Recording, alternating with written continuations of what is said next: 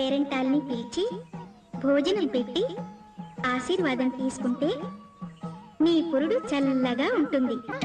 చూసావా, ఆ భవానీ ఈ రోజు ముత్తైదుల్ని భోజనానికి పిలిచిందట. మధ్యాహ్నం భోజనాలట, వాయినాలు కూడా ఇస్తుందంట.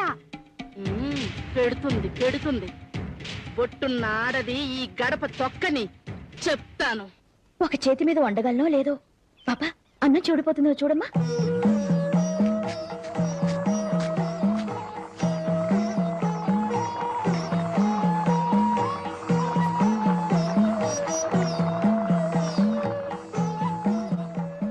అన్నం ఉడికింది భవానీ. ఏంటమ్మా ఇలా వచ్చారు? భవానీ భోజనాలకు పిలిచింది. ఎలాంటి ఇంటి పరువు ఇలా అయిపోయింది. ఏమైంది? ఆ పిచ్చిదాన్ని మీరన్నా అర్థం చేసుకోవద్దు. పిలిచింది కదా అని ఊపుకుంటా వచ్చేయటమేనా?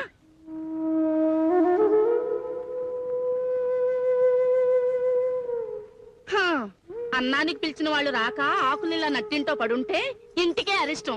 ఆనవాయితీ లేని వాళ్ళు ఆలోచించుకొని పిలుచుకోవాలి. ఇంకెందుకు కంచుగరుడ సేవ?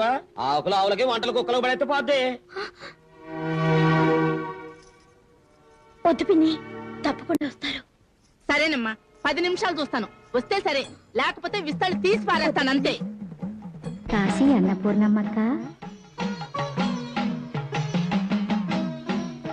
మన అక్క చెల్లెళ్ళ 5గురిని తీసుకుని భవానీ ఇంటికి భోజనానికి రండి.